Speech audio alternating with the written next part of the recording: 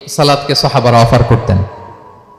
তো খুশু খুদুর সাথে যদি আমরা সালাত অফার করতে চাই, আমাদেরকে জামাতে পড়তে হবে। একাকি পড়লে দেখবেন মনে দিকে যায়, ওদিকে যায়, কয় রাকাত পড়ছি ভুলে যাই, এরকম হয় না? একাকি পড়তে গেলে এটা করা যাবে না, জামাতে পড়তে হবে। সালাতে কি কি বলতেছেন এগুলোর অর্থ বুঝে যদি সালাত অফার করেন, তাইলে আপনার সালাতে মনোযোগ থাকবে।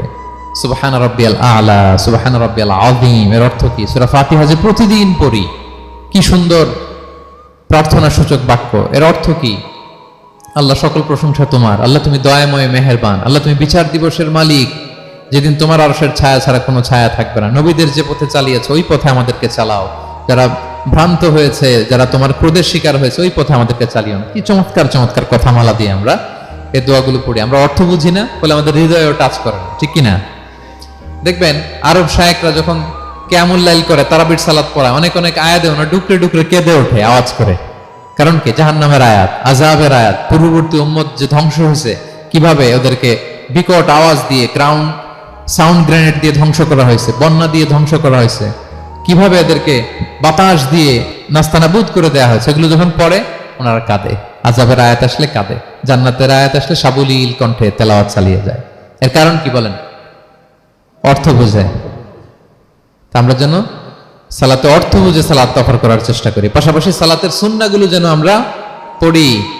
সালাতের যে সুন্নাহ আছে, সুনানুস সালাহ, এগুলো যেন আমরা পড়ি, মনোযোগ আরো বাড়বে।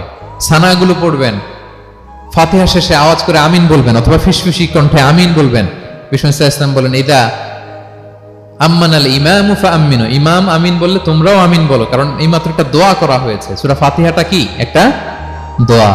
ইদা ওয়াফাকা তা'মিনুকুম তা'মিনাল মালাইকাতি গুফিরা লাহু মা তাকাদ্দামা মিন যামবিহি ওয়া মা তাআখার।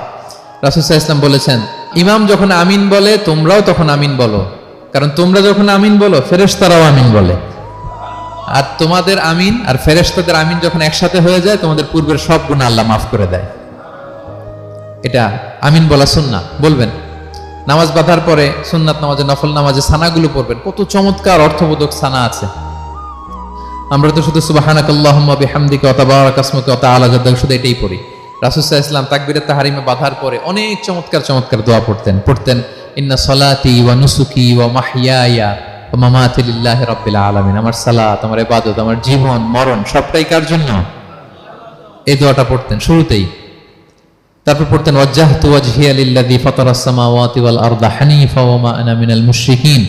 আমার সবকিছুকে আমি এক সত্তার দিকে ফেরালাম, একনিষ্ঠ হয়ে, আর আমি মুশরিক নই, আমি আল্লাহর দিকে একনিষ্ঠ হলাম। এই দোয়াগুলো পড়তেন। আল্লাহুম্মা বাঈদ বাইনি ওয়া বাইনা খাতায়ায়া কামা বাআদতা বাইনাল মাশরিকি ওয়াল মাগরিব। আল্লাহুম্মা নাক্কিনি মিন খাতায়ায়া কামা ইউনাক্কা আস-সাওবুল আবয়াদু মিনাদ দানাস। আল্লাহুম্মা